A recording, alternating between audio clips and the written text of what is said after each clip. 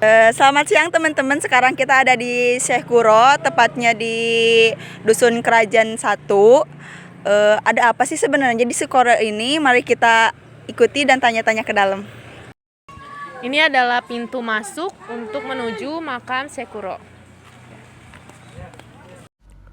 Yang mengambil alih kamera saat ini adalah Clarissa. Sedangkan saya dan Juju meminta izin terlebih dahulu kepada Kanjeng Syekh Kuro yang dipandu langsung oleh Bapak Abu untuk meminta izin melakukan dokumentasi di makam Syekh Kuro. Bapak Abu Salam adalah pengurus makam Syekh Kuro. Selanjutnya, kami diperbolehkan mengulik lebih dalam mengenai budaya ziarah di makam Syekh Kuro ini. Makam Syekh Kuro ini masih kental kebudayaan tradisionalnya. Seiring berjalannya waktu, renovasi bangunan semakin membaik. Tata cara ziarah di makam Syekh Kuro ini sama seperti di makam wali-wali yang lain. Namun ada perbedaan pada saat ini dan dahulu. Mungkin dulu lebih ke buhun sekali, tapi sekarang biasa saja. Pada umumnya, ada hal yang menarik pada makam Syekh Kuro ini. Ada sumur yang bernama Sumur Awisan yang masih dipergunakan untuk mandi oleh peziarah dan dipercaya keramat.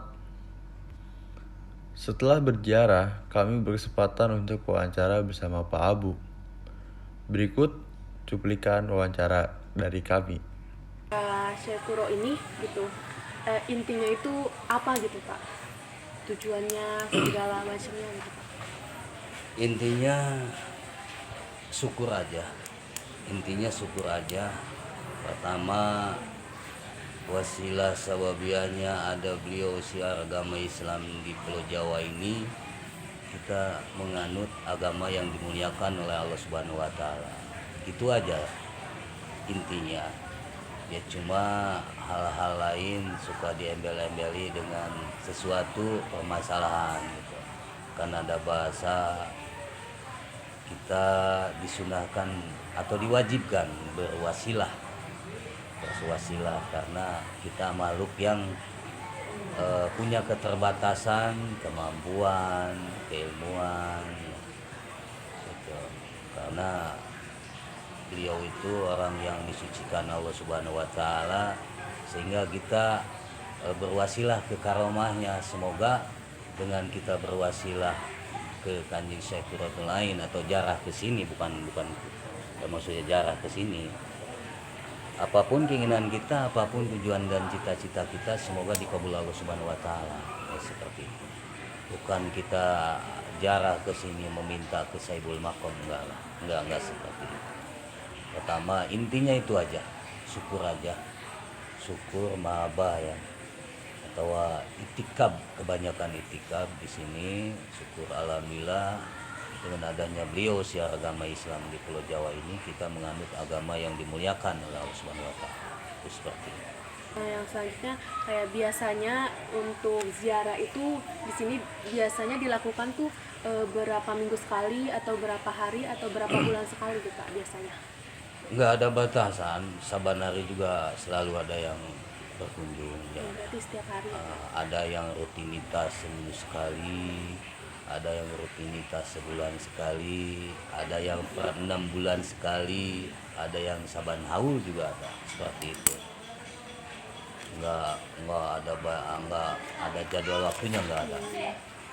Saban hari juga banyak pengunjung yang datang ke sini.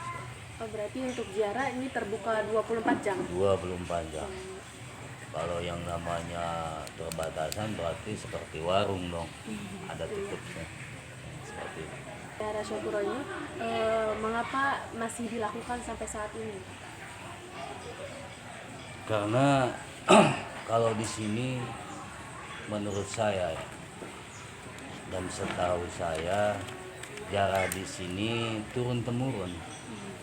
Dari awal mula buyutnya, cucunya, terus anaknya gitu. jadi turun temurun, jadi berkelanjutan, bukan hanya si A. Nah suatu saat si B pun selaku anaknya itu akan ikut sini, atau si C selaku cucunya, gitu, seperti itu. Jadi sudah merupakan turun temurun kalau bahasa jarah ke sini, gitu sih. Tidak ada apa ya, walaupun misalkan si kakeknya dulu pernah sering jarah ke sini, si bapaknya misalkan si bapaknya enggak, atau orang tuanya enggak, ini si cucunya pasti di sini, gitu sih. Kalau boleh tahu Bapak, ya, ziarah Syekh Kuro ini dimulainya pada tahun berapa ya?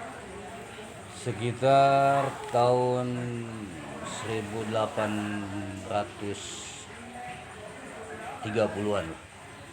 1830-an, saya lupa lagi dalam haul ke depan tuh haul ke berapa, sekitar 160, 167 apa 157, saya lupa lagi. Nanti mungkin di buku kadi itu aja. Iya. Selanjutnya itu seperti apa sih Pak ziarah Syekh Kuro itu, mungkin pelaksanaannya seperti apa? Intinya jarah itu, yang disebut jarah itu yang hidup ke yang sudah meninggal, itu jarah. Seperti itu. Kenapa yang namanya di sini disebutnya ketika yang namanya orang Jawa itu kan punya adabiah atau husnul adab. Jarah itu jarah itu dari berkunjungnya orang yang hidup ke orang yang sudah meninggal. Nah, di sini yang sudah meninggalnya atau yang sudah wafatnya wali. Jelas yang namanya makam wali itu kan dikeramatkan, ada yang ngurusnya, gitu. Minimalnya ketika kita jarah ya husnul adab lah, minimalnya kita ucapin salam, gitu, ucapin salam sama yang ngurusnya atau yang nunggunya di situ. Seperti kita berkunjung ke tempat orang lain, gitu, atau silaturahmi dari yang namanya silaturahmi dari yang hidup ke yang hidup, gitu kan.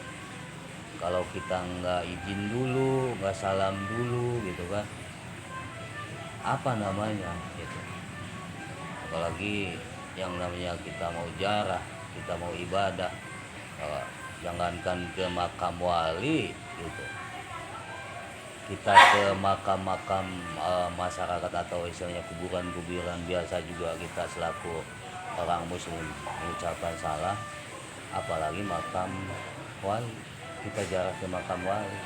Ya tadi, ya kebanyakan, ya jarang yang seperti itu sebenarnya. Yang udah ngerasa pinter, udah ngerasa tahu, ya sehingga ya masuk aja. Boro-boro istilahnya izin, salam pun jarang. Kalau ketika kita ditegur, ya kadang-kadang dengan egonya mereka nggak nerima. Lanjut Pak, apa Mas? Untuk mengikuti ziarah Syekh Kuro ini, itu tuh biasanya apa saja yang harus kita persiapkan gitu Pak? Mungkin yang kita bawa atau yang kita persiapkan kayak gitu. Enggak banyak juga sih sebetulnya. Sebagai medianya ya air aja gitu.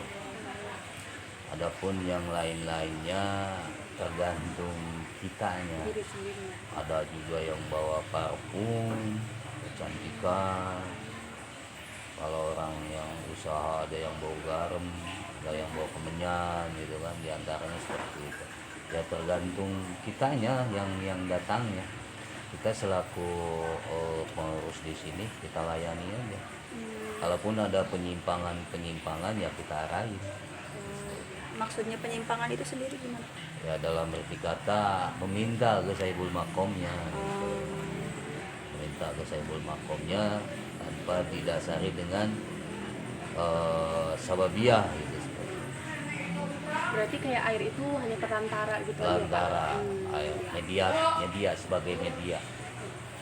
Ibarat kita dulu zaman dulu kan ada bahasa air doa dari ustaz, kiai, ulama, itu enggak langsung dibacain ayat-ayat Al-Quran, enggak seperti itu.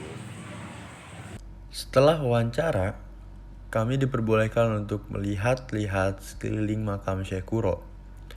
Dan kami bertemu salah satu kuncen atau sesepuh yang bernama Ki Dalang. Beliau mengajak kami berkeliling untuk melihat sekitar makam, dan beliau memberitahu kami bahwa di belakang ada makam Syekh Bentong yang merupakan sahabat dari Syekh Kuro.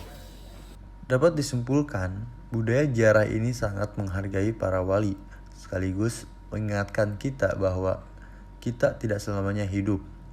Dan ziarah ini, menurut kami, ada kaitannya dengan ajaran Siddhartha Gautama, yang dimana pikiran manusia itu yang mempengaruhi perbuatan. Jika kita berpikir hal positif, seperti rajin beribadah dan melakukan hal baik, itu juga akan menghasilkan perilaku dan perbuatan yang baik. Selanjutnya, berkaitan dengan hal spiritual di mana kesamaannya ada pada perantara ketika beribadah. Juga tujuan ziarah itu sendiri untuk mengingatkan diri bahwa di atas kehidupan ada kematian. Dan diharapkan selama masih diberi kehidupan di dunia, banyak berbuat hal baik dan mendekatkan diri pada Sang Pencipta.